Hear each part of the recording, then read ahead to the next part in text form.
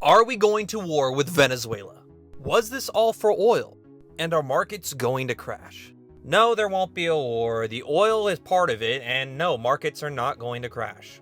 I could do a deep 8-minute video on why people like Harry Sisson are these people are literally having no king's protests and celebrating when our president of the United States is arrested. But God forbid a murderer narco-terrorist who has literally ran over with his military, civilians, and protests and has been funneling tons and tons of drugs into the United States, killing millions and millions of Americans.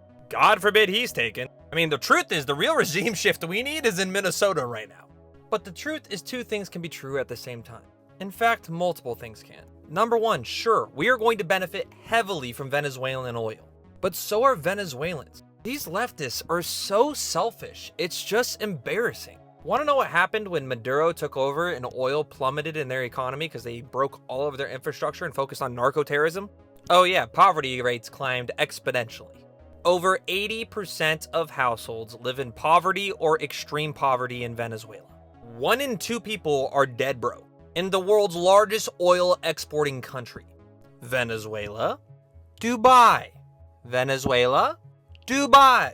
Now, a lot of people want to compare this to Iraq. Newsflash, they lied about weapons of mass destruction in Iraq. Not even for oil. A lot of it has to do with opioids and pharmaceutical companies. In Venezuela, we want to stop the drug production. Iraq was a multi-decade war and evasion. Venezuela happened in roughly 20 minutes with 0 American casualties, and we took the leader.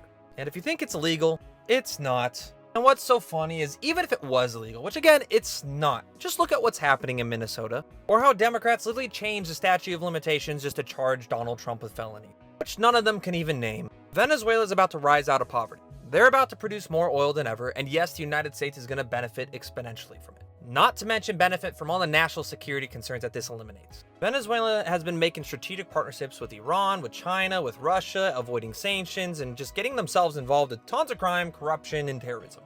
This is now all eliminated, or at least on the path to be. Markets didn't even bat an eye from any of this.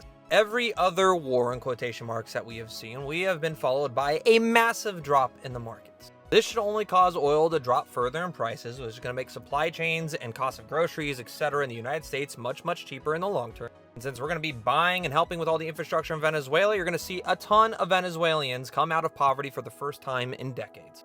They can successfully rebuild. And when you're looking at technical indicators, the last few years, it's been nothing but the Magnificent Seven. You just had a huge gold and silver squeeze. You've had all of these major institutions making so much money. But when you look at the total 3, when you look at the Russell 2000, when you look at things like Tesla here, which is still, yes, a Magnificent Seven, we are looking at a very technical, positive, bullish outlook for a lot of companies and middle-class Americans in 2026. And personally, I think by the end of 2026, you're going to be looking at a great year in terms of cost affordability being solved. Now, it's not going to be fixed in a year, and hell, it's probably not going to be fixed in a complete decade. The government's like $40 trillion in debt. But this oil that we just not only took control over, but are helping rebuild in Venezuela is worth upwards of like $17 to $20 trillion. We have the Clarity Act this month. We have over $2,000 in stimulus being injected this month. We have trillions of dollars that are not included on top of that's being invested into the American economy. And so many bullish technical indicators that I am honestly shocked. Because even though Bitcoin's sitting at over $90,000, people are acting like we're at $17,000. They act like AI is going to collapse even though there's more demand than ever. But let me know in the comments, do you believe it was a good or bad thing that Maduro was taken down? Better yet, are you bullish or bearish on 2026? I know I'd be bullish at least on the Venezuelan economy.